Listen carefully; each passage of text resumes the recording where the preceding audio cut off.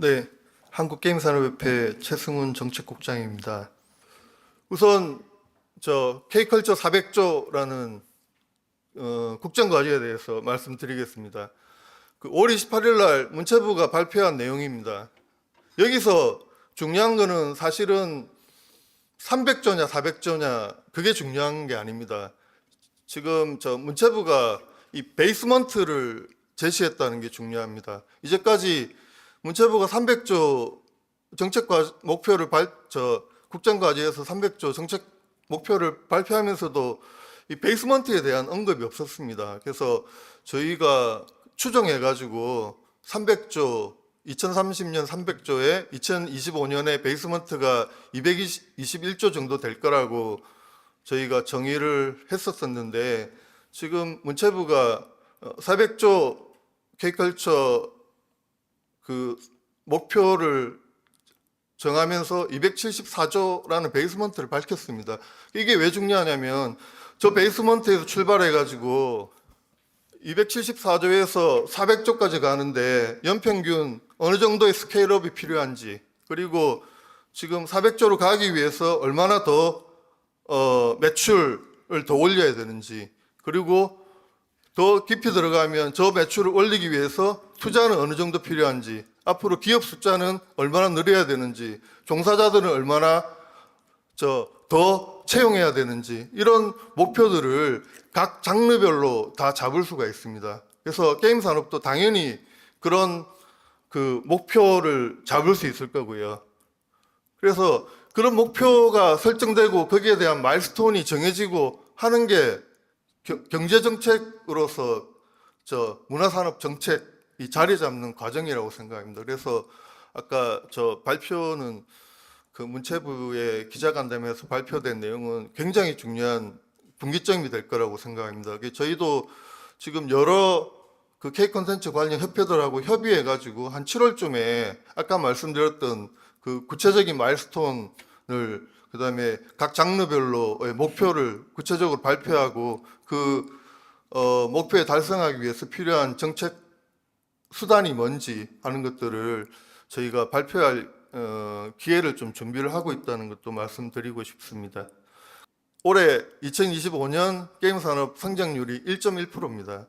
그리고 우리나라 경제 성장률이 2%대에 머물고 있고 콘텐츠 산업 전체의 평균 성장률은 저희가 추정컨대 한 3.5% 정도로 보고 있습니다. 7.9% 하던 대로 해서는 절대 도달할 수 없는 수치입니다. 이 400조 달성에 게임 산업이 어떻게 키가 될 수 있는지 그걸 설명을 드리겠습니다. 이 표는 아까 문체부가 발표한 내용들을 좀 더 보기 쉽게 2025년과 2030년에 각 산업이 스케일이 어떻게 달라져야지 400조로 갈 수 있는지를 그려본 것입니다. 조금 가정이긴 하지만 아까 말씀드렸던 7.9%가 전체적으로 균등하게 발전한다는 걸 전제로 해가지고 그린 그림입니다. 그러면 2025년에 콘텐츠 산업은 150.6조에서 2030년에 2020조까지 가야 됩니다. 그리고 이 콘텐츠 산업이 전체적으로 보면 이 K컬처 산업에서 가장 큰 포션을 차지하고 있는 단일 부분입니다. 그래서 이 400조 달성하기 위해서는 콘텐츠 산업의 스케일업 성장이라는 게 절대적으로 중요하다, 이렇게 말씀을 드리고 싶고요. 그러면 콘텐츠 산업과 게임 산업과의 관계를 한번 보겠습니다. 이 게임 산업이 콘텐츠 매출에서 차지하고 있는 비중은 한 16% 정도입니다.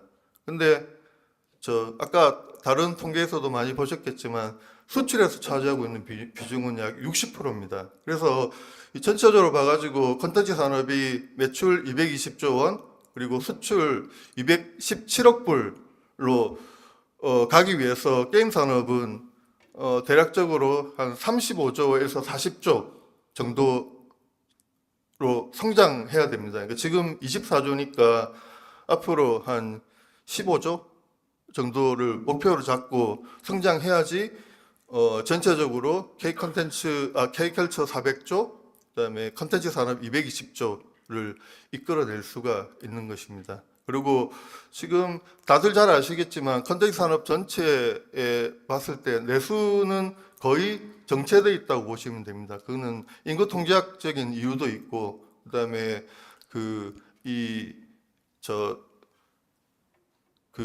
컨텐츠 산업의 공급이 어느 정도 맥스에 와 있기 때문에 더 이상 내수 시장이 높게 스케일업 되기는 어렵다라고 생각이 됩니다. 그래서 결국은 수출을 얼마나 늘릴 수 있느냐 하는 게 한국 컨텐츠 산업의 발전에 가장 중요한 키이고, 그 방향에서 봤을 때 게임 산업은 K컬처 전체에서 절대적으로 중요한 위치에 있다, 이렇게 말씀드릴 수 있겠습니다.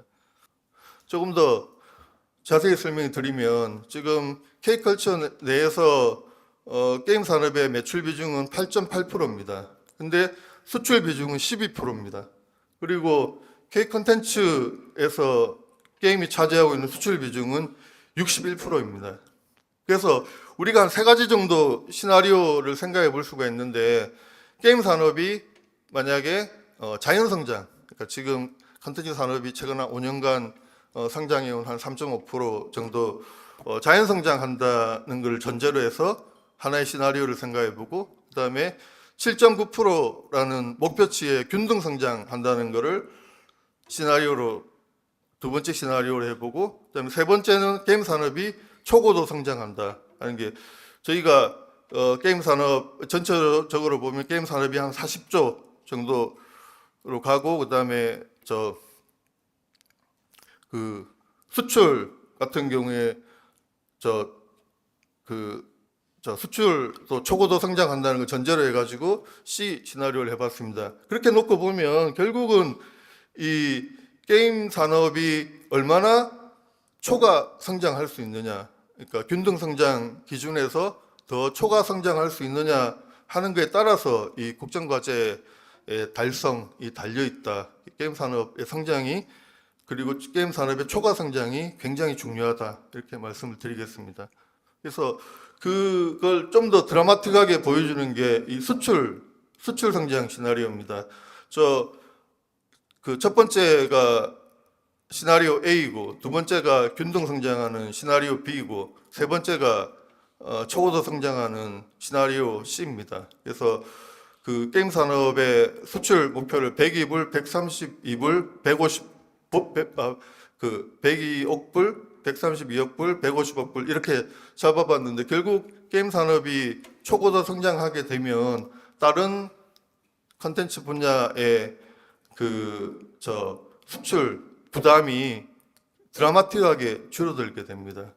결국은 이 게임 산업이 수출 성과가 사실상 컨텐츠 산업의 성장 그리고 수출 성과의 전제 조건이 된다, 이렇게 말씀드릴 수 있겠습니다. 이제부터 조금 냉정하게 현실을 좀 진단해 봐야 될 것 같은데요. 사실 게임 산업이 전체적으로 보면 컨텐츠 산업과 K컬처의 엔진이라고 이야기할 수 있겠지만, 지금 게임 산업은 좀 많은 어려움을 겪고 있기도 합니다. 우선 한 5가지 정도로 얘기를 할 수 있을 것 같은데, 제작 역량이 한계에 있고, 그다음에 내수는 지금 둔화되고 있습니다. 특히 모바일 게임 쪽에 매출 같은 경우 굉장히 압박을 많이 받고 있습니다. 그리고 앞서도 발표 과정에서 여러 번 강조됐지만 전체적으로 경쟁력 저하로 어려움을 겪고 있습니다. 그리고 투자도 감소하고 있고 그 결과로 양극화도 심화되고 있습니다. 우선 매출 추이를 보면 지금 거의 좀 경고등이 켜졌다라고 말씀드릴 수 있을 것 같은데, 지금 2016년부터 게임 산업이 발전해온 과정을 쭉 추적해 보면 성장은 계속 이루어지고 있지만 성장률은 지금으로서는 정체로 접어들고 있다. 그리고 2025년에는 지금 추정이긴 하지만 콘진원의 추정으로는 한 1.1% 정도 성장할 거라고 보고 있습니다. 불과 5년 전에 21%까지 성장을 기록했던 산업인데 굉장히 좀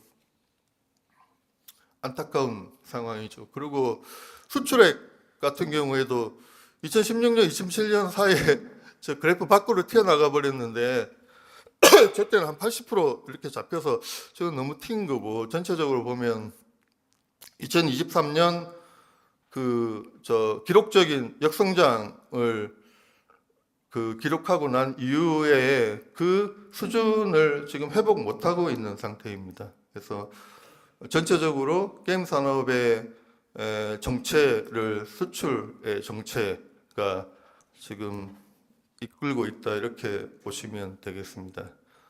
게임 이용률 같은 경우에도 되게 수치상으로 보면 되게 심각한데요. 지금 2022년에 74% 정도 수준에서 지금 2025년에 50%까지 와 있습니다. 뒤집어서 이야기하면 국민 중 절반은 게임을 하지 않는 시대가 오게 된 거죠. 그래서 과거에 끊임없이 시장으로 새로운 유저들이 유입되던 그런 상황하고 비교해 보면 좀 격세지감을 느낄 수 있는 그 정도인 것 같습니다. 이 유저들이 어디로 갔냐 했을 때 지금 여가 시간을 대상으로 하고 있는 콘텐츠 시장에 일대 격변이 일어나고 있다라고 말씀드리고, 그 격변의 방향은 게임 산업과는 다른 방향, 그리고 게임을 대체할 수 있는 강력한 컨텐츠들이 지금 나타나고 있다. 그리고 게임 산업이 거기에 대한 경쟁에서 지금 뒤지고 있다. 이렇게 말씀을 드릴 수 있겠습니다. 결국 내수 시장, 이게 이제 결국은 거의 다 내수 시장에 관련된 얘기들인데요. 그래서 뭐 장기적으로 봤을 때 게임 산업의 활로를 결국 수출과 국제 경쟁력에서 찾을 수밖에 없는 그런 상황이다라고 말씀을 드리겠습니다. 이런 상황에서 AI 전환이 왜 중요하냐, 그리고 왜 이 AI가 바주카포 같은 게임 산업의 신무기가 될 수 있느냐. 저는 지금 게임 산업이 처해 있는 상황이 80년대 90년대 잘 나가던 한국의 백색가전이 유럽, 미국의 프리미엄 제품들과 그리고 중국의 물량 공세 가운데 껴가지고 꼼짝달싹 못하던 그런 상황하고 굉장히 비슷하다고 생각합니다. 기억을 돌이켜보면 이 한국의 백색가전 껴있는 상황을 어떻게 돌파했습니까? 프리미엄 혁명을 통해 가지고 유럽이나 미국이나 일본 같은 프리미엄 시장을 공략할 수 있는 제품을 만들게 되면서 돌파했습니다. 한국 게임 산업도 똑같은 과제에 놓여 있다고 생각하고 똑같은 그런 방향으로 나아가야지 지금의 구조적 정체를 돌파할 수 있다고 생각합니다.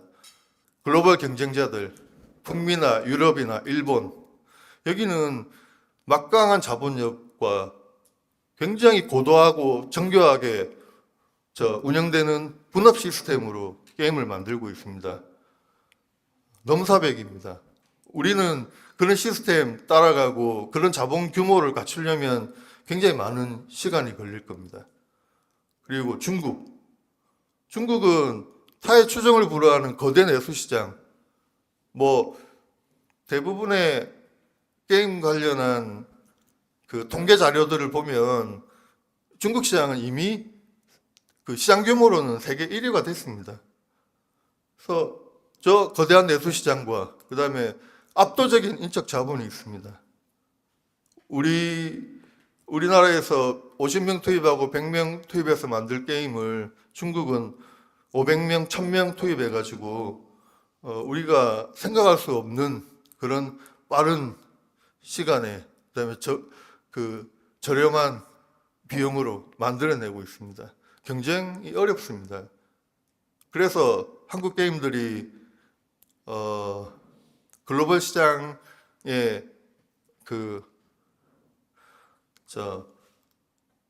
나가지 못하고 내수 시장에서 비즈니스 모델의 고도화를 통해 가지고 생존하는데 오랫동안 시간을 쓸 수밖에 없었습니다. 그래서 이런 상황을 어떻게 타개할 수 있느냐? 앞선 발표자들이 AI로 게임을 만든다는 게 어떤 의미를 가지는 것인지, 그리고 산업 환경, 제작 기반이 AI로 바뀐다는 게 어떤 의미를 가지는 것인지 잘 설명을 드렸었는데요.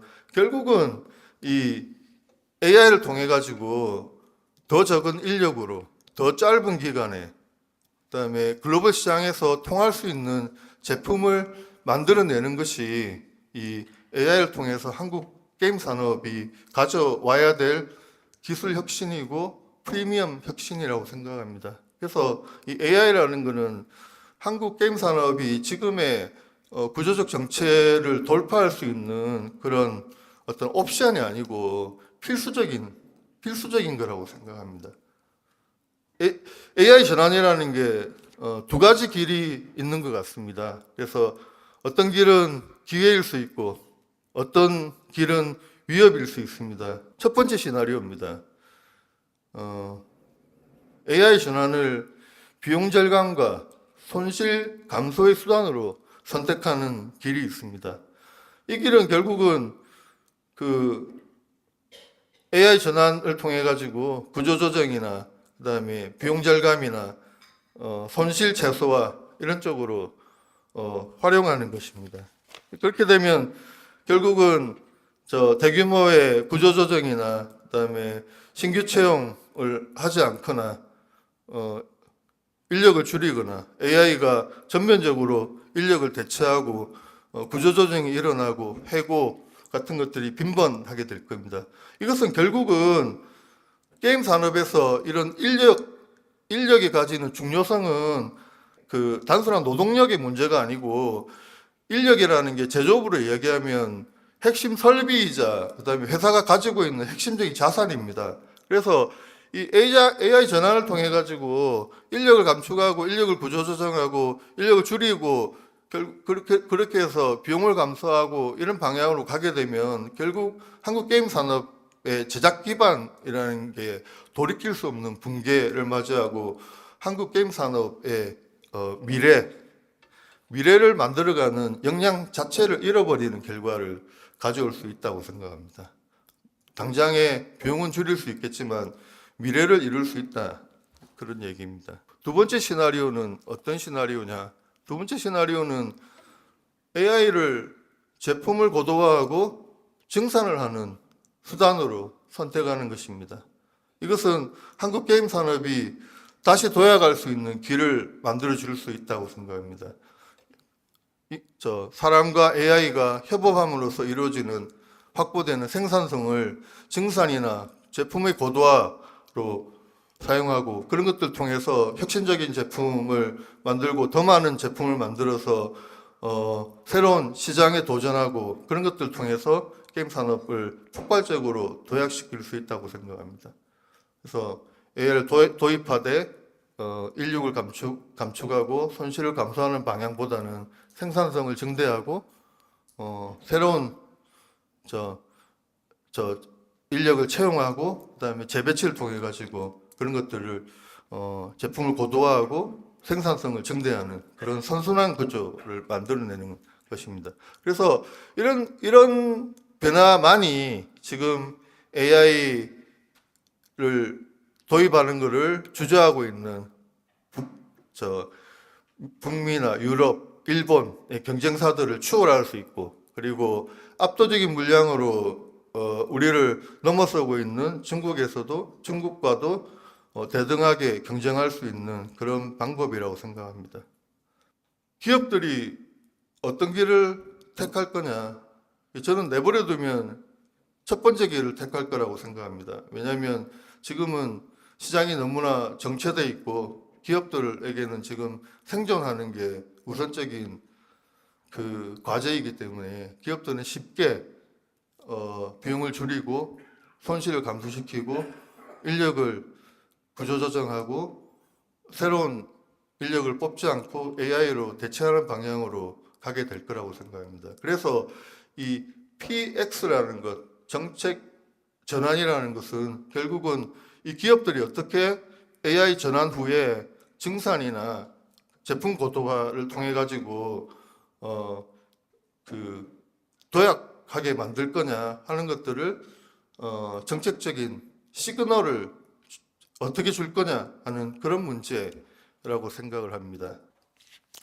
좀 더 설명을 드리면 결국은 이 정부의 강력한 정책적 시그널이 있지 않다면 결국 기업들은 A라는 손쉬운 길을 택할 것이고 그런 것들은 돌이킬 수 없는 결과를 가지고 올 수 있다고 생각합니다. 그래서 지금 AI 전환 정책은 있지만 AI 시대에 맞는 정책 전환은 아직 고민되지 않고 있는 것 같습니다. 그래서 그러면 그 AI 전환 시대에 어떤 정책적 방향을 가져가야 되느냐 하는 걸 설명드리겠습니다. 첫 번째는 게임 제작비 세액공제입니다. 결국은 기업들이 증산과 제품 고도화를 위해서는 투자를 늘려야 됩니다. 투자를 늘리기 위해서는 강력한 제도적인 유인책이 필요하다고 생각합니다. 그게 게임 제작비 세액공제 제도입니다. 게임 제작비 세액공제라는 것은 결국은 제작비에 더 많이 투자하고 그다음에 그걸 통해서 더 많이 제품을 생산하고 그다음에 그걸 통해서 이익을 내는 기업들한테 그 제도적인 인센티브를 주는 제도입니다. 그래서 이 제도야말로 AI 전환 시대에 기업들이 이 소극적인 선택을 하지 않고 적극적으로 제작비를 늘릴 수 있도록 정책적 시그널을 주는 그런 제도라고 생각합니다. 그래서 이건 지금 뭐 작년에도 그랬고 올해도 그랬고 여러 의원들이 저대성내 제한법 개정안을 발의해 가지고 지금 계속해서 트라이를 하고 있습니다. 그리고 문체부 장관도 여러 번 그 제작비 세액공제 도입에 관해서 언급을 하셨고 전체적으로 뭐 여전히 그 재경부의 반대가 있긴 하지만 좋은 방향으로 갈 수 있고 그렇게 진행되고 있다고 생각합니다. 그래서 우선 이 제작비 세액공제 도입이 첫 번째 패키지로 말씀드릴 수 있고요. 두 번째는 주 52시간제 개선입니다. 이 게임 산업 같은 경우에는 굉장히 리니어하게 연결되고 반복되고 그다음에 오래 지속되는 제작 과정 속에서 인력이 필요한 구간들이 불규칙하게 배열이 되어 있습니다. 이런 상황에서 이 근로시간 제도가 굉장히 딱딱하고 그 획일적이고 이런 상황이면 기업들은 쉽게 AI로 인력을 대체하고자 하는 동기 부여가 될 겁니다. 그래서 이 근로시간 제도, 그러니까 주 52시간제를 좀 더 유연하게 만들고 탄력적으로 만들고 그다음에 제작 환경에 좀 더 많은 재량을 주는 쪽으로 가는 것이 게임 기업들이 그 AI 전환 이후에도 인력을 유지하고 새로운 인력을 채용할 수 있는 동기부여를 할 수 있다고 생각합니다. 이게 두 번째 정책 패키지입니다. 그리고 세 번째는 통합고용 세액공제를 확대하는 방안입니다. 이게 또 이제 AI를 도입한 기업들이 기존 인력을 유지하고 증원하도록 하기 위해서는 기존 인력을 유지하고 증원하는 기업들한테 확실한 인센티브를 부여해야 됩니다. 그래서 그 AX 수준을 어떤 인정받은 기업들이 고용 규모를 유지하거나 늘리는 경우에는 통합고용 세액공제의 공제율을 획기적으로 상향시켜주면 기업들은 당연히 인력을 유지하고 증원하는 쪽으로 움직이게 될 거라고 생각합니다. 이게 세 번째 고용 유지와 증대의 동기부여라는 측면에서 중요한 제도라고 생각하고, 그다음에 네 번째로 모태펀드 게임 전문 계정 도입하는 문제입니다. 이건 결국은 증산을 하고 제품을 고도화하기 위해서는 돈이 더 많이 투입돼야 되는 거죠. 그러면 그 게임 산업으로 더 많은 펀드가 투입되고 운영되기 위해서는 어떤 제도적 장치를 가져야 되느냐. 저희가 보기에는 모태펀드 같은 경우에 평균적인 문화계정이라는 형태로 운영되고 있기 때문에 게임 산업이 가지고 있는 특수성이나 전문성을 반영하기가 어렵고, 그렇기 때문에 펀드 구성이 제대로 이루어지지 못하고 있다고 생각합니다. 그래서 저 모태펀드의 게임의 특성을 반영할 수 있는 전문 계정을 도입하면 증산과 제품 고도화를 가능하게 하는 그런 투자라는 게 다시 살아날 수 있을 거라고 생각합니다. 그리고 다섯 번째, 이 AI 전환을 이루어지고 제작 기반이 AI를 활용하게 되면 가장 구체적인 결과는 증산입니다. 더 많은 제품들이 생산이 될 텐데, 그러면 이 더 많은 제품들을 소화할 수 있는 내수 시장이 있냐? 결코 그렇지 않습니다. 우리 내수 시장은 이미 포화 상태입니다. 그래서 AI 전환을 통해서 더 많은 제품들이 만들어지고 더 많은 게임들이 만들어질 때 이 만들어진 게임들의 활로를 개척할 수 있는 굉장히 강력한 수출 거버넌스, 수출 지원할 수 있는 시스템이 필요하다고 생각합니다. 그리고 그런 것들이 이루어지지 않고 그 내수 시장에 그 제품들이 쌓이게 되면 굉장한 혼란과 그 문제들을 일으키게 될 겁니다. 그래서 결국은 이 해외 판로를 어떻게 개척할 거냐 하는 것들 굉장히 중요하게 생각하고, 그런 것들이 그 좀 모호한 개념이기는 하지만 K 컨텐츠 코트라라는 좀 강력한 해외 수출 리더십을 가진 기관, 전담 기관이 필요하다고 생각합니다. 지금은 그런 부분이 없고 그렇기 때문에 정부의 수출 지원, 특히 콘텐츠 게임 영역의 수출 지원에 많은 한계가 있다고 생각합니다. 그래서 그런 K 콘텐츠 코트라 같은 게임 콘텐츠 수출을 전담할 수 있는 그런 기관과 리더십, 그다음에 그런 제도 같은 것들이 꼭 필요하다고 생각합니다. 그 여섯 번째 정책 패키지로 정리해 드렸던 것은 수수료의 정상화입니다. 지금 그 말은 어떤 말씀이냐면, 지금 특히 모바일 시장에서 전체적으로 봐서 게임 회사들의 게임 회사들의 비용에서 수수료 비중이 너무 높습니다. 그래서 지금 마켓에 일반적으로 30% 수수료를 지불하고 나면 지금 마케팅 수수료도 한 20% 정도 차지를 하고 있습니다. 그렇게 되면 게임을 만들어서 팔고 서비스 하더라도 매출의 한 50% 정도가 수수료로 날아가는 시장, 빠져나가는 시장이라고 말씀을 드릴 수가 있습니다. 이게 뭐 신기할 정도의 어떤 반띵 경제인데, 이런 상황에서는 게임 산업에 어떤 기술 혁신이 일어나고 그다음에 새로운 제품들이 나오고 매출이 늘어나더라도 그 결과가 다 외국계 플랫폼이나 외국계 마켓에 줄줄 빠져나가는 결과로 나올 수밖에 없습니다. 그래서 우선은 이런 것들을 막기 위해서는 제도적인 그런 장치들이 좀 더 강화돼야 된다고 생각을 하고요.